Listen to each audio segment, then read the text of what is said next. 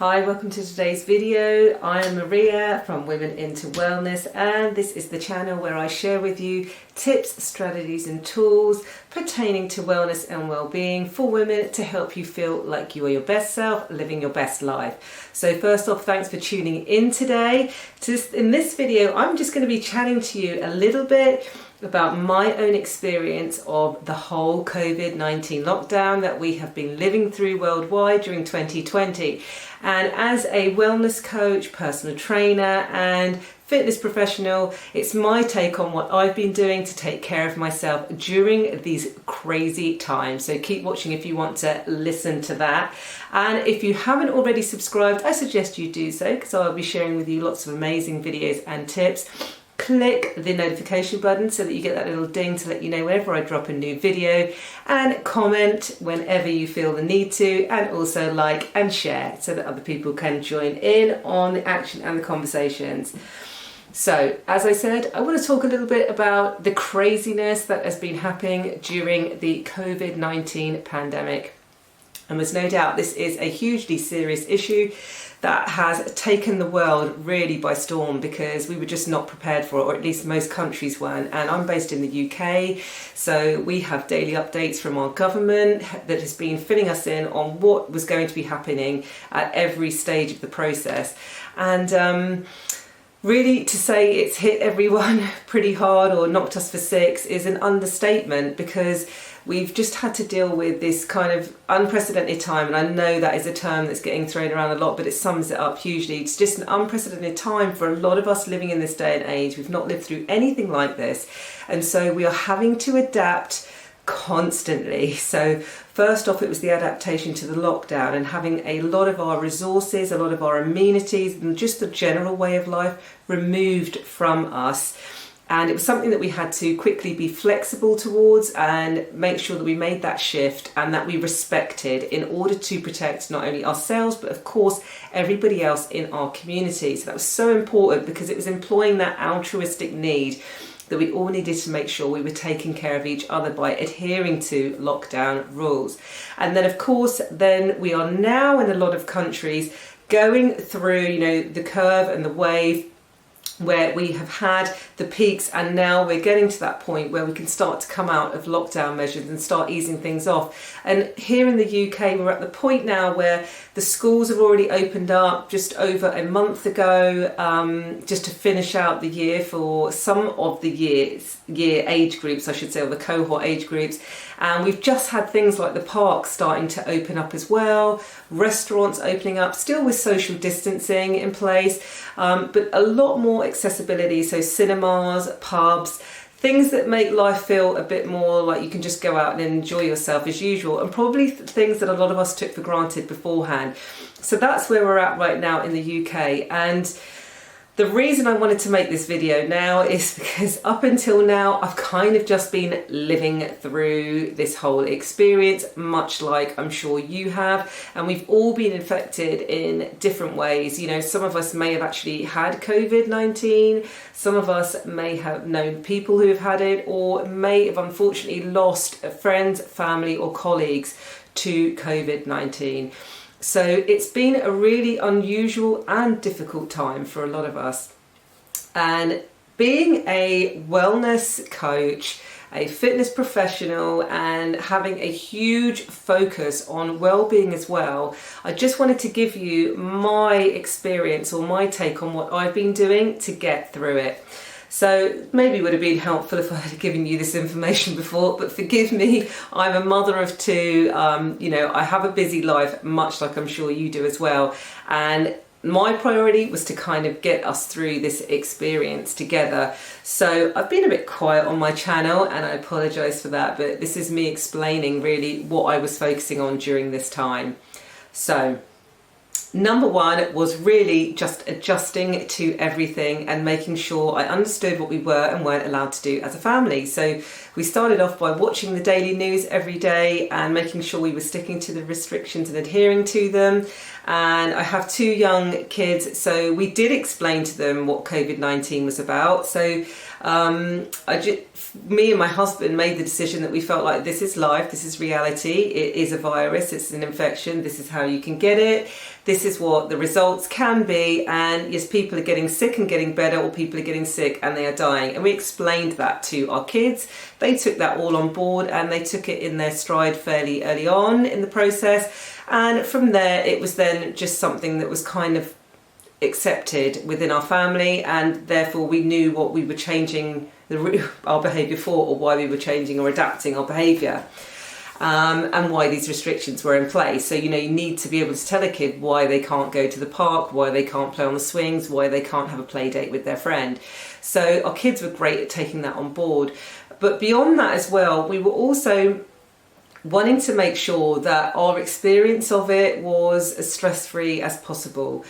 So we were really aware that this afforded for us a lot more time together, because I have a job where I do a certain amount of hours a week, a part-time job that is a day job for me, and I was asked to work from home very early on, being identified because I have asthma as one of the high-risk categories early on. So very early on I was asked to work from home, and in fact sort of got home at 9 a.m. and then was asked to leave by 10 a.m.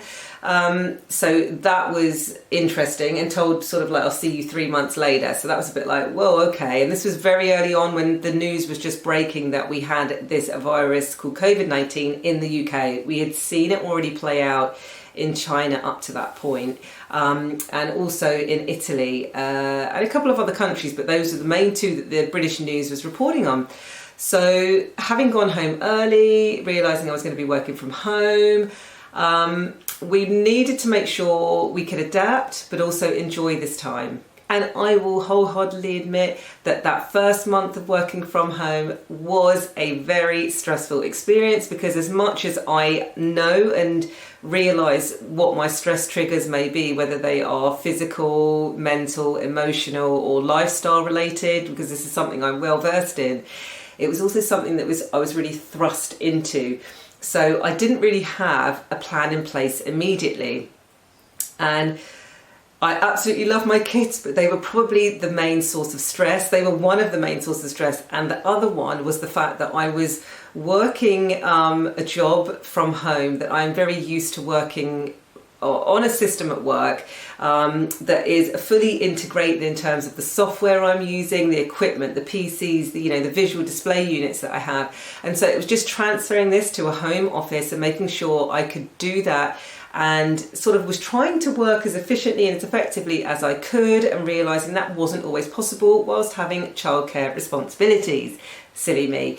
So it took a bit of adjusting, and I think the kids, until they've understood, that first 2 weeks was bonkers, and then after that they kind of understood and they chilled out a bit, and they knew that there were times when mummy needs to be left alone, although that still didn't stop the interruptions, as I'm sure you will be aware with kids.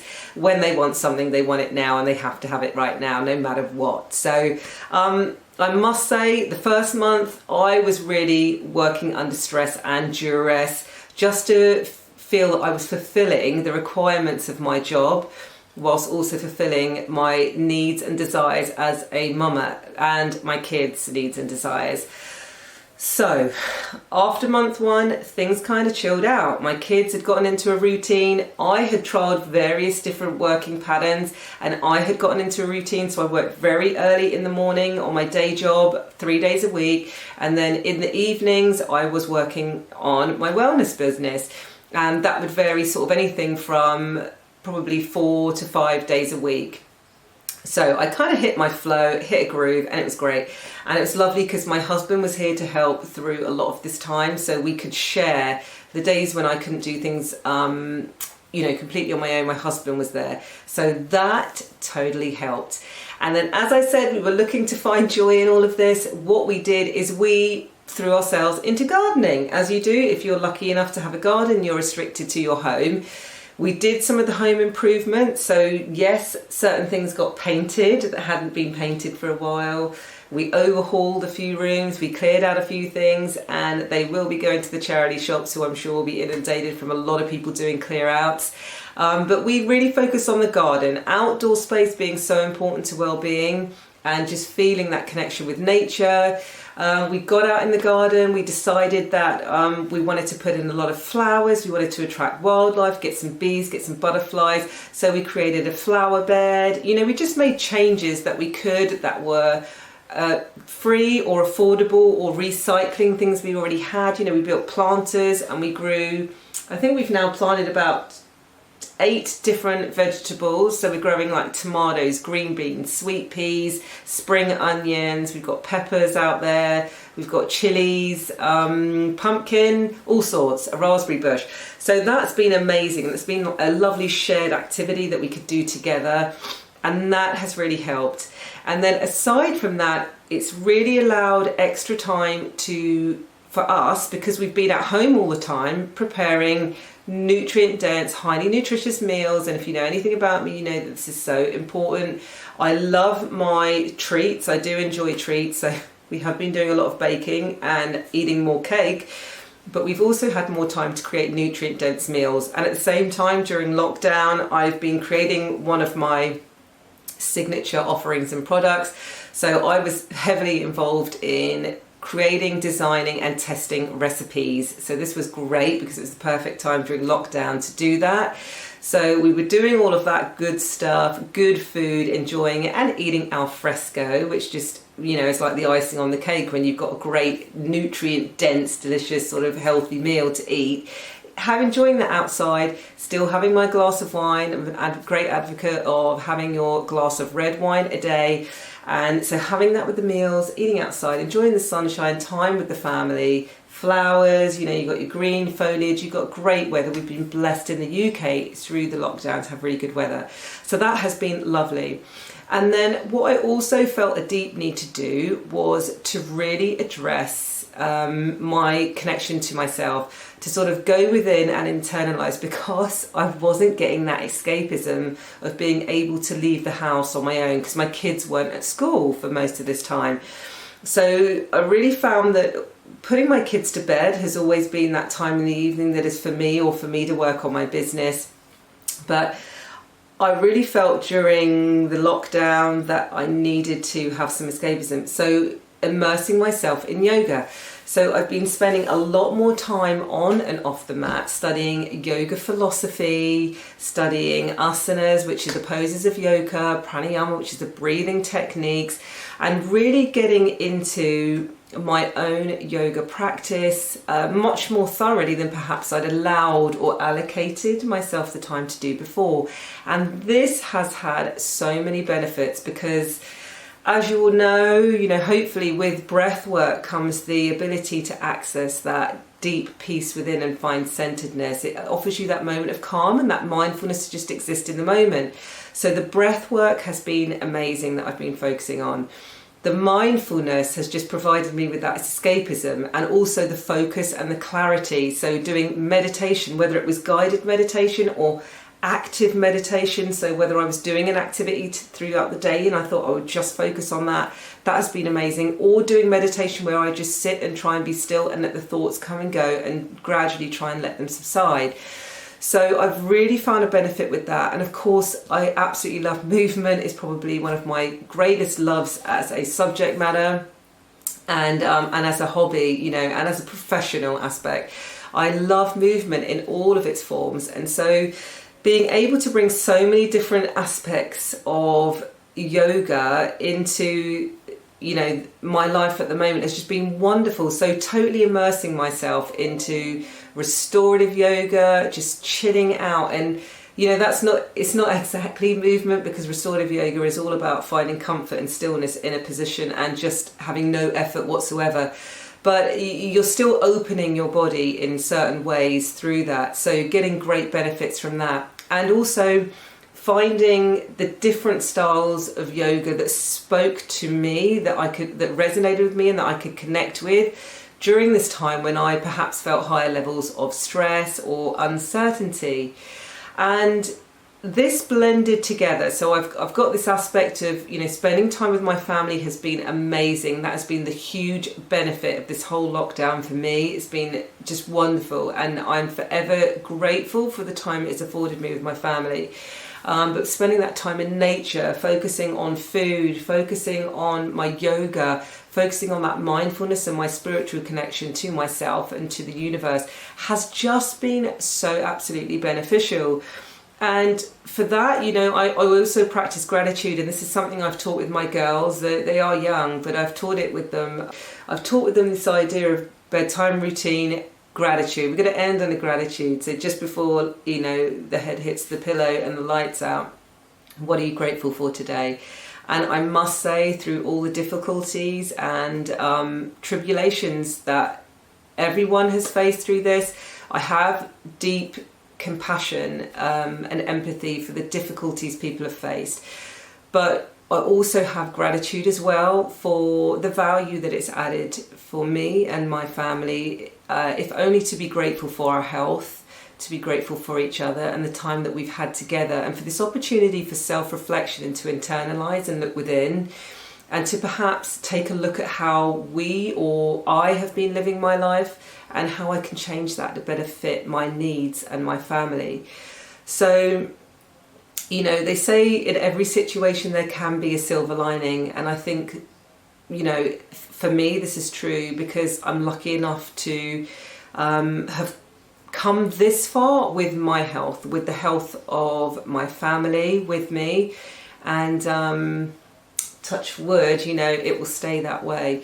But really just allowing myself to reflect. And the message really that I want to get to you is, as well as sharing what this has, been like for me, and this is kind of just like me sharing my life. I'm not sure, you may have learned something from this that you can apply to yourself, you may not. But I just wanted to share with you how me as a wellness professional, how it has affected my perspective or my take on life and how I dealt with it.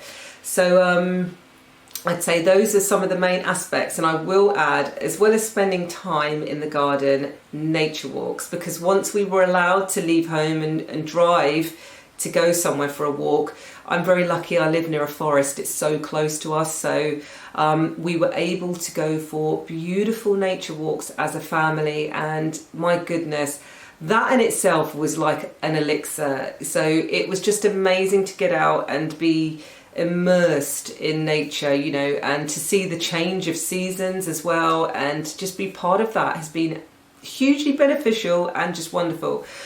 So what I want to say now is, and this is bringing us back to, the importance of the Covid-19, the restrictions that are still in place, is that I'm doing my best to adhere to them. And, I really hope that you are too. And I hope that you are finding ways to manage your health, to manage the situation, whether you're still fully in lockdown, whether you're coming out of it, or whether you're somewhere where you are going into it. But hopefully there is an end to this, and hopefully there are positives that we can find amongst what, on the surface seems like a negative. Solidarity, the collaboration, and this altruistic nature of everybody coming together at this time. We've all been brought together by something that is otherwise horrendous, that has huge, risk. It has huge concerns and worries for a lot of us, for ourselves, our family, our communities, and for us as a whole, really, as a human race.